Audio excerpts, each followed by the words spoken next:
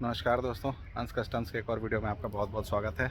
आज हमारे पास एक Audi Q5 आई है जिसमें एक गज़ब की समस्या है। गज़ब नहीं कहना चाहिए, उसके सारे सेंसर्स फेल हो चुके हैं। चलिए मैं आपको दिखाता हूँ। तो आप देख सकते हैं ये है एक Audi Q5। बाहर से तो बहुत साफ़ सुथरी दिख रही है। चलिए मैं आपको दिखाता हूँ समस्या कहाँ पर आ रहा है। ये आप देख सकते हैं सारा ताम झाम इसका खुला हुआ है। बैटरी स्टेपनी सब बाहर में है। क्या गाड़ियाँ समय के साथ में पुरानी होती है, हम लोग बाहर से तो साफ़ सफाई कर लेते हैं पर हम लोग कभी अंदर देखते नहीं हैं। तो ये आप देख सकते हैं ये है बैटरी टर्मिनल की पोजीशन। सारे वायर्स फ्यूजेस सब में जंग लगा हुआ है और इस रस्टिंग के वजह से कल ये वायर टूट गई। अब जैसे ही ये वायर टूटी तो गाड़ी के सारे सेंसर्स फेल हो गए। चेक इंजन आ गया, एयर बैग, मतलब क्लस्टर में जितने तरीके के साइन होते हैं सारे साइन आ गए इसमें। तो हम लोग क्या है, गाड़ी को बाहर से साफ़ सफाई वगैरह तो सब कर लेते हैं पर कभी अंदर में ध्यान नहीं देते हैं। कभी बीच बीच में हमें बैटरी टर्मिनल वगैरह को भी खोल के या जहाँ भी इलेक्ट्रिकल कनेक्शन रहते हैं उन्हें भी चेक कर लेना चाहिए। गाड़ी अगर 4 साल 5 साल पुरानी हो चुकी है तो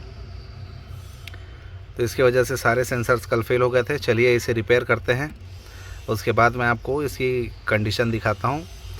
हालांकि ये है बहुत छोटी सी चीज़, पर सपोज़ अगर आप कहीं किसी लंबे सफ़र पर हैं और अगर ऐसा इंसिडेंट हो जाए, ना तो आपके पास स्कैनर है ना ही और कुछ, तो आपको समझ में ही नहीं आएगा। और ऊपर से इस गाड़ी को अगर कहीं से ब्रेकडाउन पिकअप करवाना है तो भी झमेला अलग। तो दोस्तों समय के साथ में थोड़ा सा गाड़ी के अगर साफ़ सफाई पे ध्यान देते हैं तो गाड़ी के थोड़े से अंदर में भी ध्यान दे देना चाहिए, क्योंकि बाहर से साफ़ रहना तो ज़रूरी है, साथ ही साथ गाड़ी को अंदर से भी हेल्दी रहना बहुत ज़रूरी है। चलिए दोस्तों इसे साफ़ सफाई करते हैं, कंप्लीट इसको क्लीन करते हैं, उसके बाद देखते हैं फिर काम कैसा हुआ है। तो दोस्तों हमने कंप्लीट फ्यूज़ टर्मिनल का असेंबली बाहर निकाल लिया है। आप देख सकते हैं इसमें कितना ज़्यादा रस्ट है। ऐसा लगता है जैसे अंदर में इसके मॉइस्चर आया हुआ है, जैसे कोई पानी घुसा हुआ है, जैसे इसमें रस्ट दिख रहा है।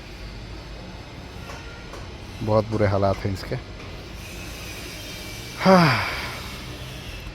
सारे वायर्स आउट कर लिए हैं मैंने। तो चलिए सबको क्लीन करते हैं, उसके बाद देखते हैं।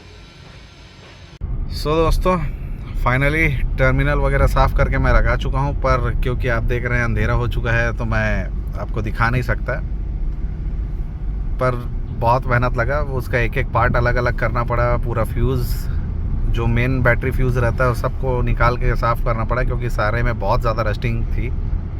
अब ऐसा रस्टिंग तो जब तक वहाँ मॉइस्चर ना हो तब तक वैसा रस्टिंग होता नहीं है। तो खैर काम हो चुका है। आप देख सकते हैं किसी प्रकार का कोई चेक इंजन नहीं है गाड़ी में। बहुत गाड़ी आराम से बढ़िया चल रही है। तो ऐसा समस्या आया कैसे गाड़ी में, क्योंकि कस्टमर कल जैसे मैं अभी ड्राइव कर रहा हूँ ऐसा ही वो भी ड्राइव करते हुए जा रहे थे कहीं, तो बताया उन्होंने कि सडनली ब्रेकर आई एक, उसमें गाड़ी थोड़ी सी जंप की, उसके बाद से ही गाड़ी में सारा सेंसर फेल हो गया और चेक इंजन आना शुरू हो गया। गाड़ी का स्टीयरिंग हार्ड हो गया। मतलब सिर्फ इंजन ही रनिंग कर रहा था, बाकी मतलब क्लस्टर में हर तरीके का साइन आ चुका था। तो ऐसा आज मुझे इसलिए पता चला क्योंकि जब मैंने उसका बूट जब खोला तो जहाँ बैटरी फिक्स रहती है तो एक्चुअली में बैटरी प्रॉपर वहाँ पर लॉक थी नहीं, क्योंकि आपको भी पता है इन सब गाड़ियों में ऊपर से क्लैंप वाला बैटरी में लॉक सिस्टम नहीं होता है। जितनी भी ऑडी जर्मन गाड़ियाँ हैं उन सब में बैटरी में ही नीचे में एक उसका खांचा बना होता है जिस पे, और एक उसके साथ बैटरी लॉक के लिए एक शील्ड रहती है, उसके साथ उसको लॉक करते हैं। पर इसमें वो शील्ड लॉक करके रखा ही नहीं था, वो बस तिरछा लगा हुआ था। तो बैटरी पूरी तरीके से फ्री थी, जिसकी वजह से ब्रेकर पर जैसे ही गाड़ी ने जंप किया तो साथ साथ बैटरी भी उछल गई। और क्योंकि वायर में रस्टिंग थी पहले से ही, तो वायर मजबूत थे नहीं ज़्यादा, तो तुरंत ही उसमें से वायर टूट के अलग हो गई, जिसकी वजह से चलती गाड़ी में सारा सेंसर फेल हो गया। तो अब आगे इसके लिए आप सॉल्यूशन क्या कर सकते हैं? सलाह आपके लिए, बेहतर सलाह तो मैं यही बोलूँगा। देखिए, हम लोग गाड़ी बाहर से तो वॉश करा लेते हैं, इंटीरियर वगैरह में भी पॉलिश करा लेते हैं, पर बहुत कम ही ऐसे होते हैं लोग कि इंजन कंपार्टमेंट में कभी खोल के देख लिए कि सारा वायरिंग वगैरह ठीक है नहीं है।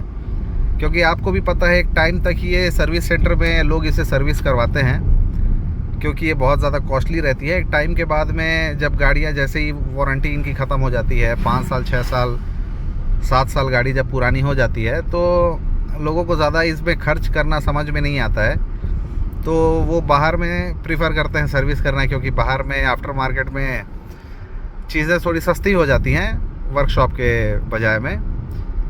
तो लोग क्या है, और स्पेशली इसका बैटरी जो रहता है वो तो बूट में रहता है, तो जब तक वहाँ बैटरी पूरी तरीके से मर नहीं जाएगी तब तक आदमी कभी वहाँ ध्यान ही नहीं देता है कि बूट में चलो कभी बैटरी का कंडीशन देख लेते हैं कि क्या स्थिति है, क्या पोजीशन है बोल के।